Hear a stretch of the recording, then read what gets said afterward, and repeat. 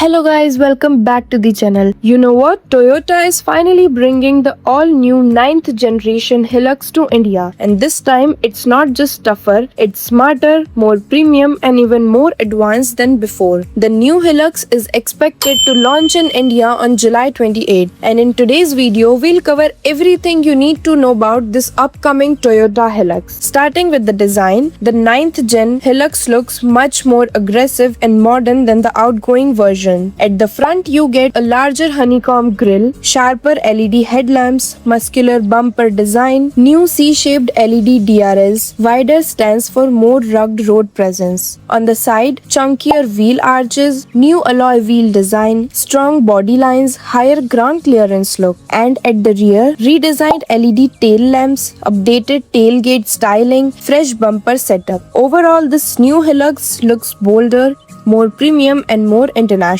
But the biggest upgrade is actually inside the cabin. Expected features includes large 12.3-inch touchscreen infotainment system, fully digital instrument cluster, wireless Android Auto and Apple CarPlay, ventilated seats, wireless charging, 360-degree camera, premium soft touch material, dual zone climate control, new steering wheel design. Toyota is finally making the Hilux feel more premium and tech-loaded instead of just rugged. And yes, safety has also received a major update. The new Hilux is expected to come with multiple airbags, electronic stability control, hill assist, traction control, advanced driver assistance systems or ADAS. Features like lane keep assist, adaptive cruise control, autonomous emergency braking could also be offered depending on the variants. Now let's talk about the heart of the Hilux. The India spec model is expected to continue with Toyota's trusted 2.8-liter turbo diesel engine. Expected power figures are around 204 horsepower, 500 Nm torque. Transmission options could include